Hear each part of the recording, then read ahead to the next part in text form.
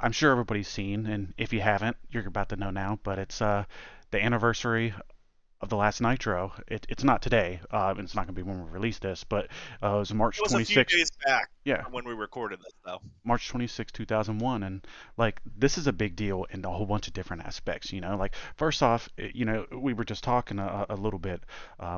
About WCW and some of the guys that were there, but some of the best wrestlers ever have wrestled in WCW. A lot of them. There was a lot of interchange between WWF back in the day and WCW with talent. Some guys would start off in Stone Cold didn't start off in WCW, but he was in WCW before he was in WWF, and Right, a lot of guys made the jump from yeah, one brand to the other in their I mean uh, look at Big journeys of their Show. career. I mean, who was Mark Calloway, the Undertaker? What was his gimmick They in brought him WCW? out as Ian Mark Callis with the skyscrapers. He was tagging with Dan Spivey. They had brought him in to fight the Road Warriors with Dan Spivey because Sid had gotten hurt and was out. And He was playing Cornette, of baseball. all Come on. people, well, I don't know the actual story. He could have been playing baseball then. He could have been hurt. They say that he was hurt, and then there's also a lot of stuff that says that he was playing baseball. I don't know if those things line up or not, but Yeah. it entirely possible.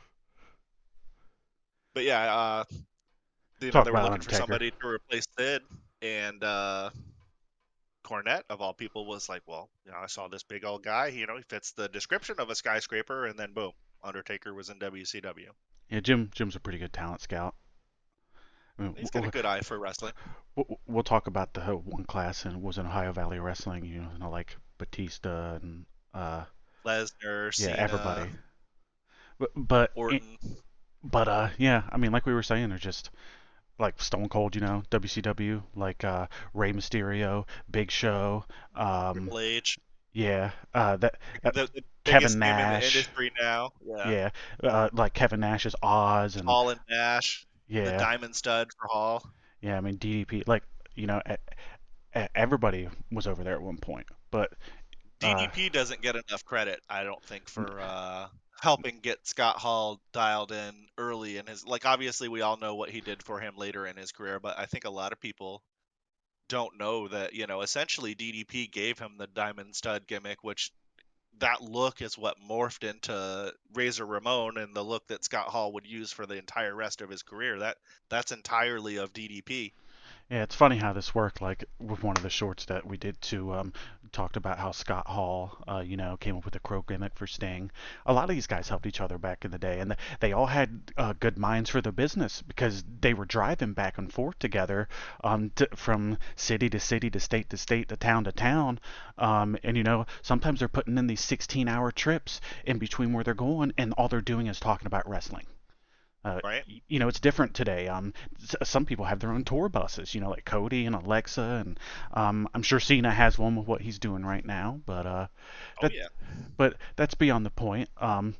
Like, you know, going back to WCW, it was a huge deal, and that last episode was crazy, considering everything that happened. Um, it, You knew you were witnessing history when you watched it as a younger person, that the industry was never going to be the same. Even if you were like a teenager, you had the yeah, wherewithal to know like nothing is going to be the same again after this.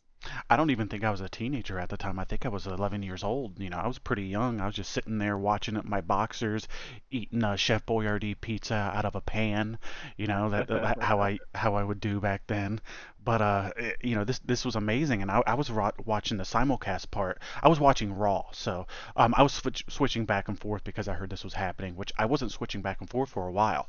I started with WCW, then went to WWE, and you'd switch back and forth between it during the peak of this. But WWE had won me over at this time. But they did the simulcast, which we'll get to that when we go over the episode in detail a little bit. But once you saw the split image with Nitro on the left and Raw on the right, you're like, holy shit! Like I don't think I'm ever going to see anything like this again in my life, and we haven't, and I don't think we ever will.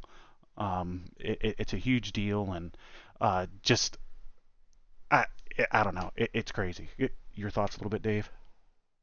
Well, a crazy point that I want to point out real quick, and it's related but unrelated. Tony Khan paid more money for Ring of Honor than Vince McMahon paid for WCW. Vince McMahon paid more for sex than he paid for WCW. Like,